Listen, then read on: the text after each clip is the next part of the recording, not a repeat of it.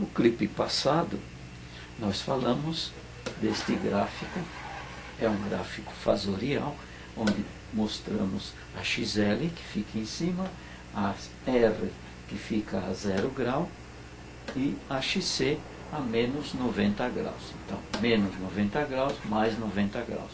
Observe, XL está defasada em relação a XC de 180 graus. Vimos ali que a Z, de acordo com os valores que foram colocados no nosso circuito de demonstração, que a Z ficou praticamente igual a XC. Aqui, para demonstrar, essa Z aqui está, olha aqui. O que é a Z? A hipotenusa de um triângulo reto, usando-se o teorema de Pitágoras, e aqui nós temos um cateto, aqui outro cateto, aqui nós teríamos a tangente, que seria o valor da XC dividido pelo valor da R.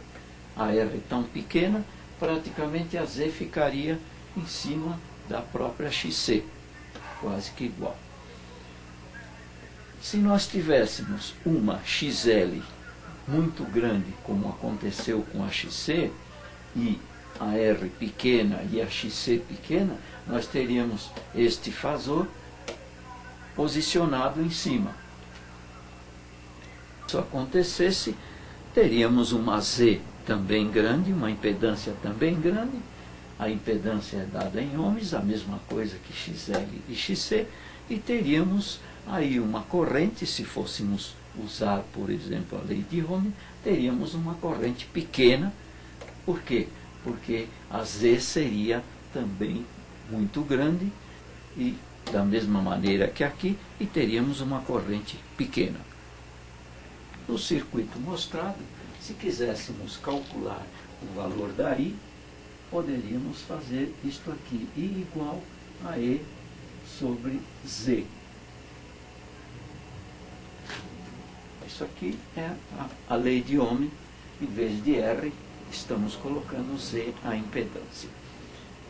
Se colocássemos naquele nosso circuito de demonstração, por exemplo, 10 volts, teríamos aqui igual a 10 volts dividido pela Z, que no nosso caso lá foi aproximadamente 16 kΩ.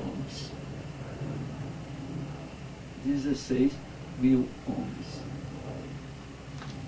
O resultado disto aqui, se tomarmos uma calculadora e calcularmos, vamos ter 10 dividido por 16 mil igual a uma corrente. Observe, a corrente vai ser igual a 625 microamperes. Isso aqui equivale a 625 vezes 10 a menos 6 amperes. É uma correntezinha muito pequena. Por quê? Porque o valor da Z é muito grande. O valor da tensão, 10 ohms. Desse modo, se fôssemos calcular qual seria o valor da tensão, a queda de tensão sobre o capacitor, poderíamos ver que no capacitor, quero dizer, no indutor, a tensão seria muito pequena sobre o indutor. Por quê? Porque a reatância indutiva era muito pequena, enquanto que na reatância capacitiva, qual seria o valor da queda de tensão? Seria praticamente a mesma aqui, por exemplo, com esta corrente e uma resistência de 16 mil ohms, daria como resultado os próprios 10 volts sobre o capacitor. Sobre o indutor, a tensão seria pequena. Eu disse anteriormente, a ressonância do circuito se dá quando XL é igual a XC. Quando isso acontece, o que vai acontecer? A Z do circuito, Z, vai ser igual à própria R que está no circuito. E no caso, aquela resistência intrínseca do fio do indutor. Aí nós vamos ter uma corrente que vai ser igual ao quê? I igual a E dividido por Z, porque a Z vai ser igual à própria R por aquela fórmula que nós temos lá. A raiz quadrada, por exemplo, Z igual a raiz quadrada de R ao quadrado mais XL menos XC ao quadrado. Quando XL é igual a XC, elas se cancelam e a impedância Z fica igual à própria R. Sendo assim, o que nós vamos ter lá no circuito? Uma tensão bem diferente, que vai ser a queda sobre a própria R. Por quê? Porque a corrente agora pode ser bem maior. Por exemplo, se eu tivesse lá uma R, como eu dei no exemplo, uma R igual a 10 ohms, quanto seria a corrente? A corrente I seria I igual a E sobre C, que é a própria R, que seria igual a 10 volts, observe 10 volts, dividido por 10 ohms. Quanto dá isso de corrente? Simplesmente dá 1 ampere. 1 ampere de corrente. Veja que é um valor bastante alto em relação àquele que a gente obteve com uma impedância igual, praticamente igual à própria XC. Veja o que acontece. Por aí você já pode tomar conclusão o que acontece na ressonância de um circuito série, RLC série, que serve para sintonia de emissoras ou sintonia para determinadas frequências.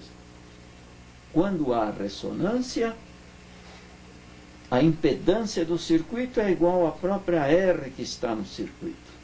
E a própria R é geralmente pequena, então a corrente vai crescer, porque a reatância capacitiva cancela a reatância indutiva, a corrente é grande, e agora nós vamos ter uma queda de tensão que vai ser bastante grande sobre a XL e sobre a XC também. Agora, veja esta fórmula. FR igual a 1 sobre 2π raiz quadrada de LC. O que eu tenho nesta fórmula ou nesta expressão? FR é a frequência de ressonância, porque num circuito ressonante série ou paralelo, a ressonância vai acontecer sempre para uma determinada frequência. Não importa os valores que a gente tenha para L e para C. Então, neste caso, FR é a frequência de ressonância dada em Hertz. C é a capacidade do capacitor, dada em farads, da mesma maneira que vimos anteriormente. L igual a indutância em henries. Se nós tivéssemos no circuito como o anterior valores tais que tivéssemos aqui um determinado valor para C e para L, nós teríamos uma frequência de ressonância. Se quiséssemos calcular qual seria essa frequência de ressonância, poderíamos fazer o seguinte. Olha aqui, a fórmula FR igual a 1 sobre 2π raiz quadrada de LC, que seria igual a 1 sobre 6,28, que é o 2π, multiplicado pela raiz quadrada de L, que seria 10 microhenries, multiplicado por 10 picofarads. Como resultado aqui, se usássemos uma calculadora, como fizemos anteriormente, nós teríamos qual resultado? Olha, poderíamos começar com a L, então 10. Quanto é 10 microhenries? 10 microhenries é 10 com expoente menos 6. Menos 6. Multiplicado pelo capacitor vezes 10 expoente menos 12. Daria um determinado resultado. Extraindo a raiz, teríamos um valor como este aqui, lá embaixo. Aí extraímos a raiz, observe. Agora, multiplicando esse valor vezes 6,28, teríamos um determinado valor, que seria este aqui.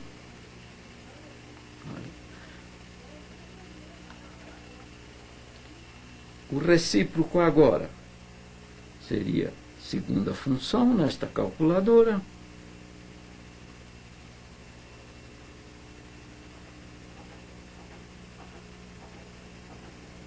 Olha quanto daria a frequência.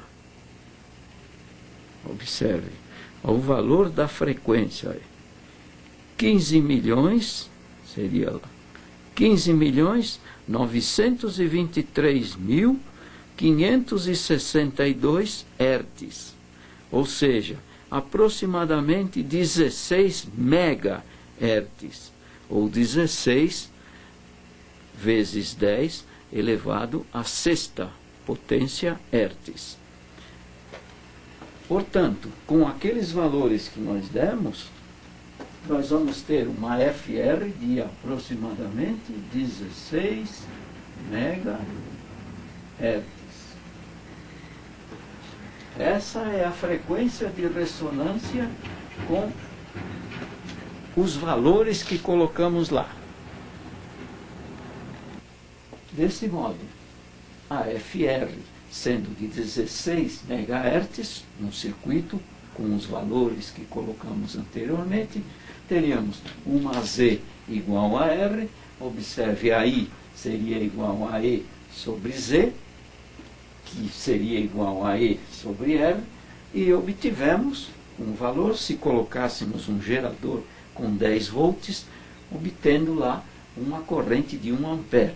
É uma corrente bastante grande em relação àquela que nós vimos colocando um valor para XC tão grande como 16 kΩ e XL tão pequena. Poderia ser o inverso, XL grande, XC pequena, mas fora da ressonância a corrente ficou bastante pequena. Deu aproximadamente 625 microamperes anteriormente. Então era uma corrente muito pequena, foi uma corrente muito pequena em relação àquela que acontece na ressonância, que é uma corrente grande. Esse é o resultado que acontece num circuito ressonante e é o que se espera do circuito ressonante. Porque numa FR, dada ali de acordo com os valores de L e C, de acordo com a frequência, quer dizer, a frequência já é a própria FR, nós temos lá uma ressonância para uma determinada FR. Na ressonância, a corrente cresce e aí a queda de tensão na XL ou na XC vai ser muito maior que aquela do gerador, como vamos ver em seguida. Eu vou demonstrar para você, colocando outros valores para um outro circuito.